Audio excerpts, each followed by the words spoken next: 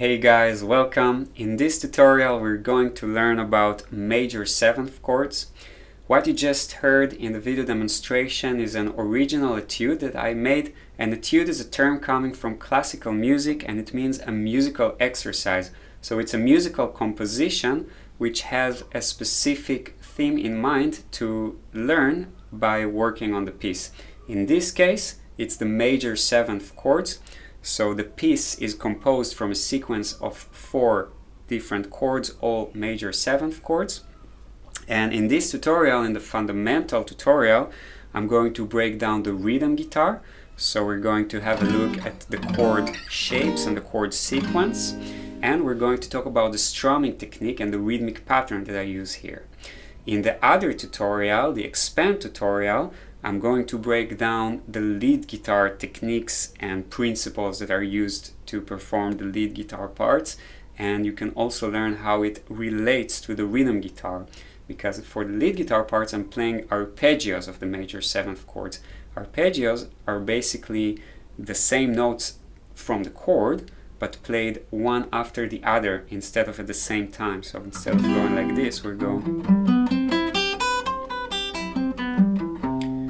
These are arpeggios. More about that in the expand tutorial. Let's get started. So I changed to my classical guitar. The reason is the acoustic guitar that I'm using is tuned to D. So it means that all of the chord shapes, I have to play 2 frets higher. That's a little bit confusing. So this is why I'm using the Spanish guitar now. We have 4 chords in this etude. They're all major seventh chords and we're using 2 different shapes. Let's go through the chords first thing.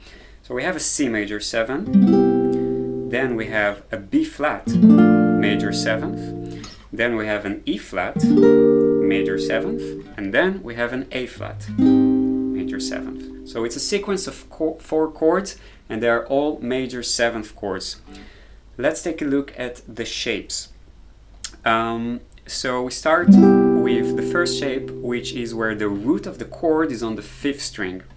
Okay, so I'm on the 5th string. I have the 3rd fret, and this is a C note. This is why it's a C major 7th chord. The C is the root, and the shape looks like this.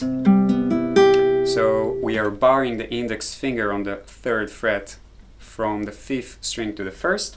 We have the ring finger on the 5th fret of the 4th string. We have the middle finger on the 4th fret of the 3rd string, and we have the pinky on the 5th fret of the 2nd string.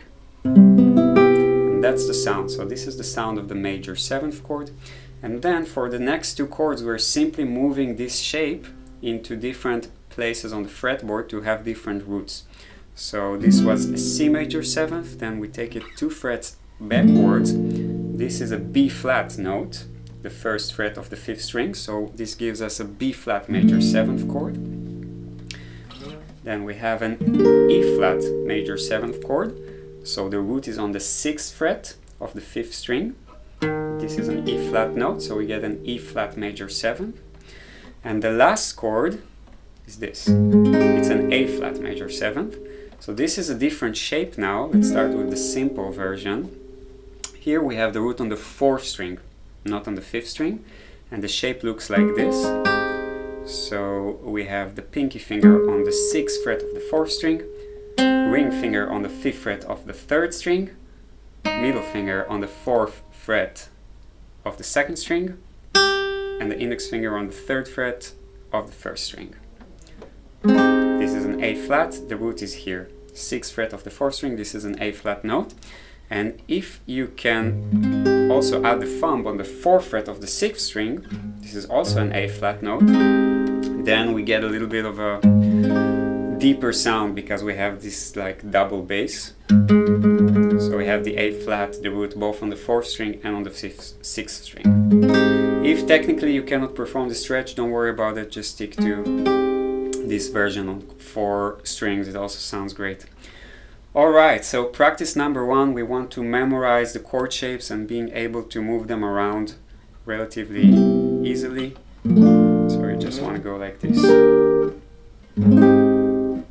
C major 7, B flat major 7, E flat major 7, A flat major 7. Alright, Alright, so now that we have the chord shapes down, let's talk about the strumming technique and the rhythmic pattern. The rhythmic pattern here combines strumming, so down and up, and hits, and also blocked strumming. So we have a few different elements. I'm going to break it down into a few different steps to make it a little bit easier to get the whole pattern. Let's play it one time. It sounds like this.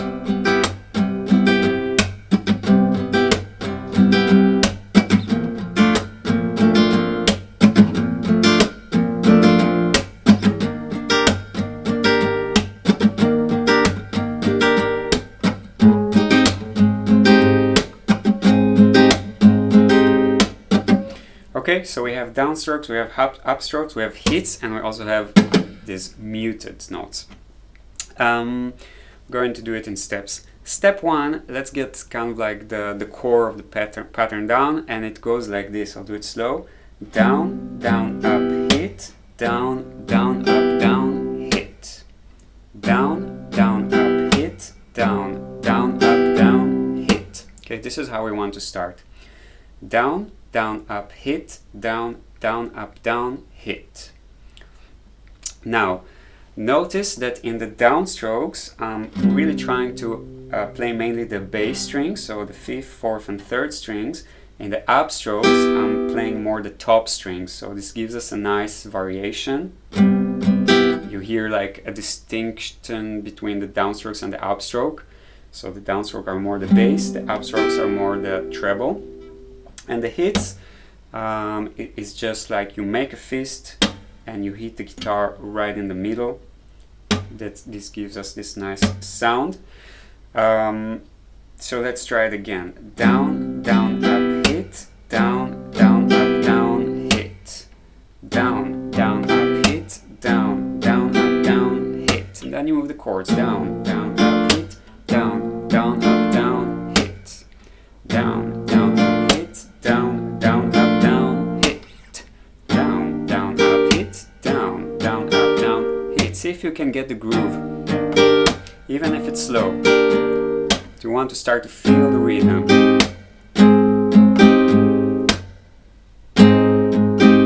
Okay? It doesn't have to be fast in the beginning. It's okay to do it slow. If you can play it consistently and start moving the chords, this is great. This is the first step. Might take a little bit of time, so stay here as long as you need to. And once you feel more comfortable, try to speed it up a little bit to get to something like...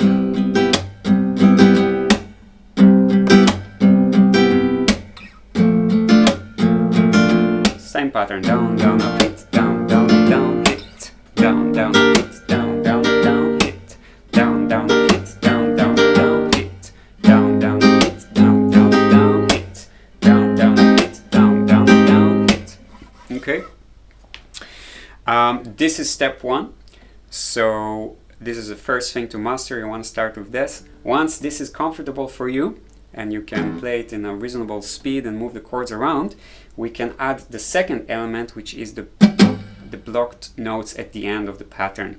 So first of all, how do we get this blocked notes sound? Is simply by, so like this is the chord shape, and then we lift the fingers. So the shape remains, the fingers remain in place, but they are not actually pressing the strings.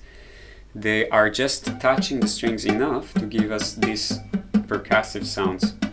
Okay, and then we do just a quick down up at the end of the pattern. Okay, so we had like down, down, up, hit, down, down, up, down, hit, and then down, up, down, down, up, hit, down, down, up, hit, down, hit, down, up, down, down, up, hit, down, down, up, down, hit, down, up, down, down, up, hit, down, down, up, down, hit, down, up. Okay, so the last quick down up at the end, these are the blocked notes. Alright, and here of course the trick is to alternate between the block notes and the regular notes. So a nice exercise for this, for just to get the coordination for the left hand to change between chords and blocked strings, is just to do this.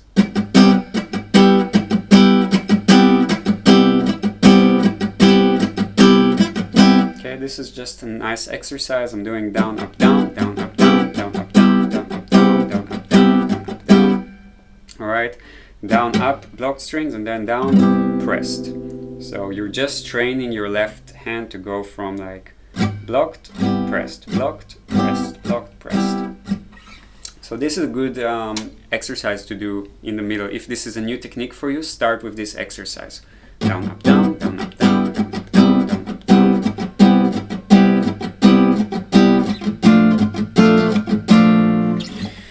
Okay, and once you get the coordination of it, again, it can take some time. It can take a few days, it can even take a few weeks, so give yourself time. Once you get the hang of it, you want to combine it with the actual pattern of the etude. So I'll demonstrate it one more time. Down, down, up, hit, down, down, up, down, hit, down, up. Okay, and the last down, up, blocked. Okay, let's hear the whole thing. C major 7, B flat major 7, E flat major 7,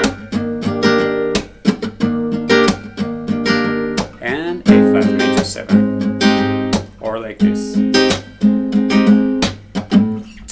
Okay, so this is the strumming pattern, combining a few different techniques here. Let me know how it goes. If you have any questions, you're welcome to comment. And I'm posting a separate tutorial for the Expand tier members. This is a more advanced tutorial where I go through the lead guitar stuff that I'm doing and how to play these fast arpeggios. Arpeggios are basically the notes of the chord being played one after the other instead of at the same time. So this is what creates this.